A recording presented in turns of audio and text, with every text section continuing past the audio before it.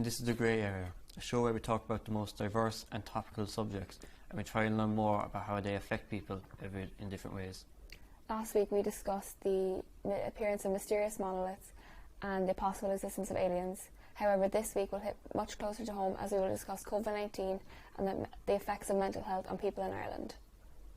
As we all know, COVID-19 has been the outstanding factor of 2020, something that has made it a year like no other. At the time of recording, there has been 124 million confirmed cases and 2.7 million deaths worldwide. While multiple vaccines have been approved and the rollout has begun, unfortunately the lasting damage has been done. The isolation felt this year and the lack of human contact has left many wondering, will it ever be the same again? To talk to us this evening is Sergeant Stephen O'Shea, Cork's Juvenile Liaisons Officer. His job is to make sure that the needs and necessary are provided to the children and teenagers to make sure that they don't go into crime.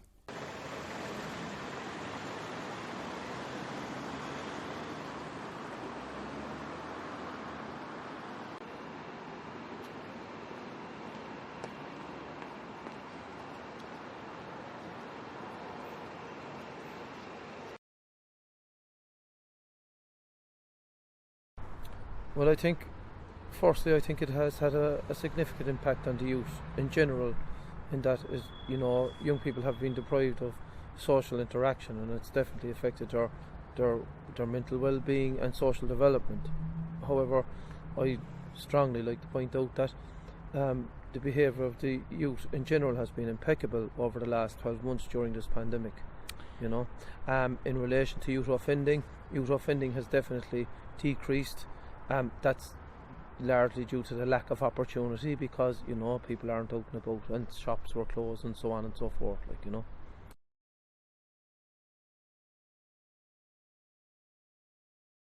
Well, I suppose you could say yes and no to that, really. In that, yes, in general, I would say familial bonds definitely have strengthened because people are spending more time together.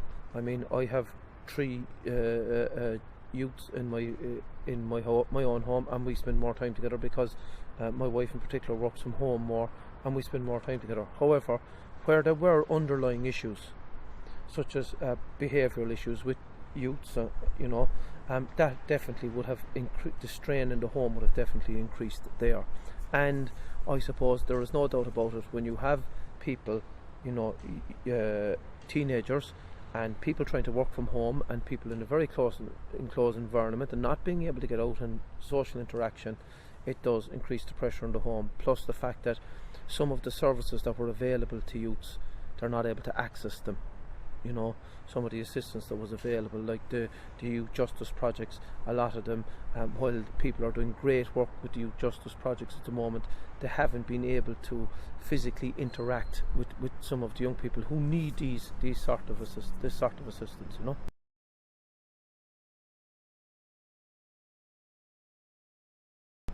Well, I suppose to answer the first part of your question, what challenges, I suppose the juvenile diversion programme is centred around continuous engagement and contact with the young people, and that has proved to be very, very difficult, but I suppose we have taken great measures to try and maintain that contact as best we can.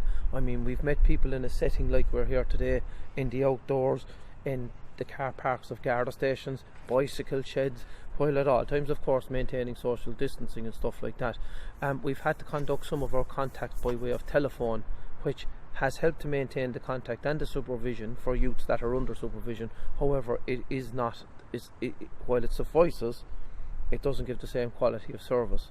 But we've taken every step possible to ensure that the delivery of the juvenile diversion programme has continued. And I'm satisfied here in Cork and all over the country. I had a meeting this morning that it's being done to the highest level. Now next, we will hear from a student from St. John's College, Shane Gallagher. Hello Shane, how are you? Good, thanks. How are you? I'm very good myself. Now, in your opinion, Shane, what has been the most positive thing about attending college amidst the pandemic? I suppose getting to do stuff online isn't all that bad. I still get to have my breakfast and do my jobs around the house while I'm still doing learning, so it's not too bad.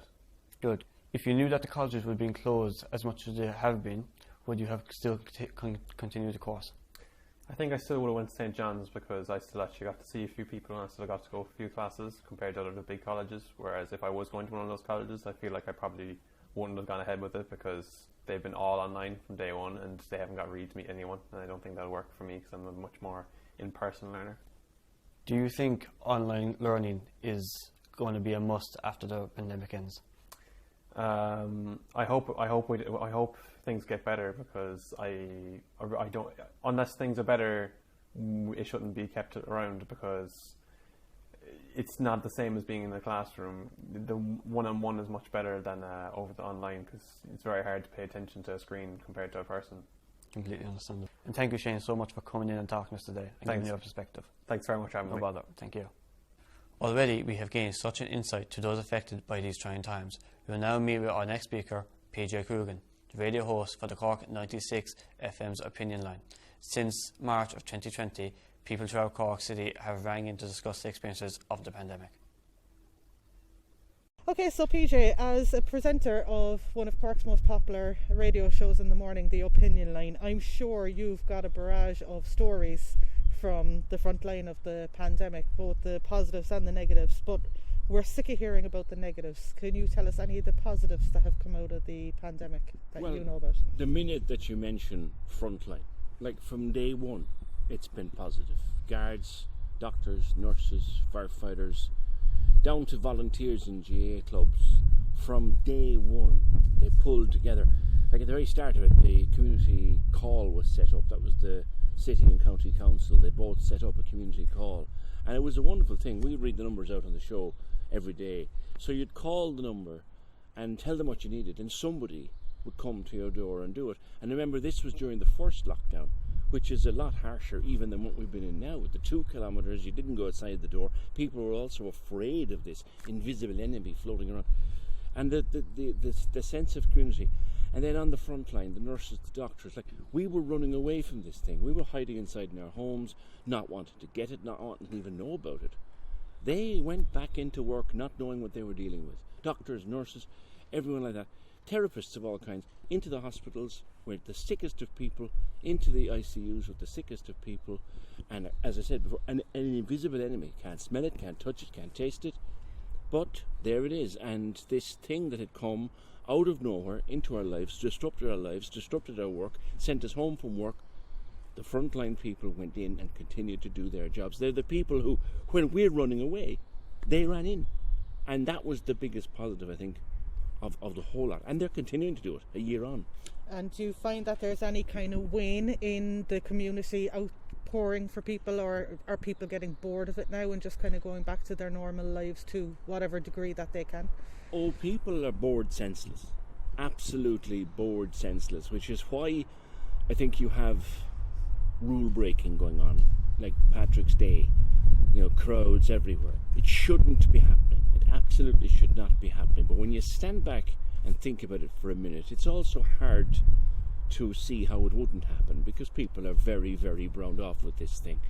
Has the sense of community waned? Absolutely not. Like, if someone calls my show for a person who is stranded, cocooned, whatever they need, it could be something as simple as collecting a message from the shop. Literally before they're off the phone to the show, we'll have taken 3 phone calls outside. I'm there, I'm 5 miles away, I'll be down, what does she need, I'll get it for her. That sense of community is still there. People are helping, and it's not just the elderly, not just those who are in. Anyone who says, I need a favour, will get. Like, I've said this before about Cork, there isn't a city like it in the world to come out for its own. So if someone wants something, needs something, it'll be found for them, and found quickly. Now, just touching briefly on your son, I know he's a gorgeous young man. Now, I know as a father watching a young man with autism go through the lockdown, do you think it's really changed the normality for him, or has he adapted well to us? He has lost a lot for him, because when you're 23 and you have autism, there's not a lot in your life except what we can give him. And what I'm particularly upset about with James, like last year and this year, we would be sitting down in March, April, looking at the lists of gigs coming up in the summertime. Marquee, Independent Park, James is a fanatic when it comes to music. I mean, music has brought me through this with my sanity intact. But James has a relationship with music that is phenomenal to see and to watch. His knowledge of music at 23 beats mine at 23. And I've been a professional DJ for 30 years. That'll tell you. The guy's knowledge is unbelievable. But he's missing it so much, because we'd be sitting down and we'd be saying, right, we're going to go to that, we're going to go to that.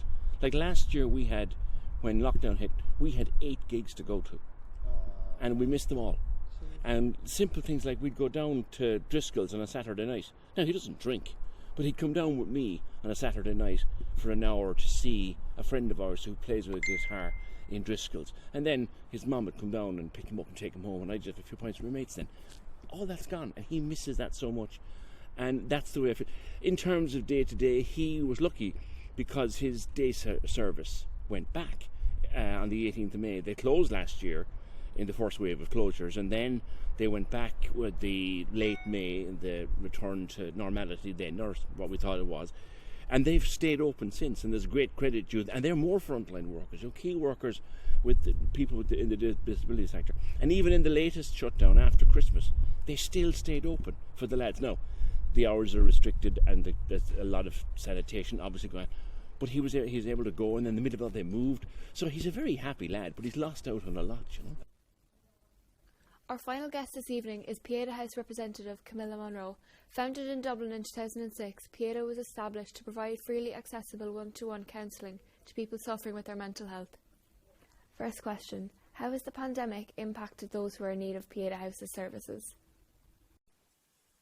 That's a very good question. It's actually had a really positive effect in terms of us expanding our services. So last March, when we all closed and everyone sort of felt, okay, this is going to be a couple of weeks, and we moved on to kind of working through phones because we wanted to keep that contact going with our clients. And as the pandemic lengthened, it was clear that we weren't going to be able to go back to that full capacity of face-to-face.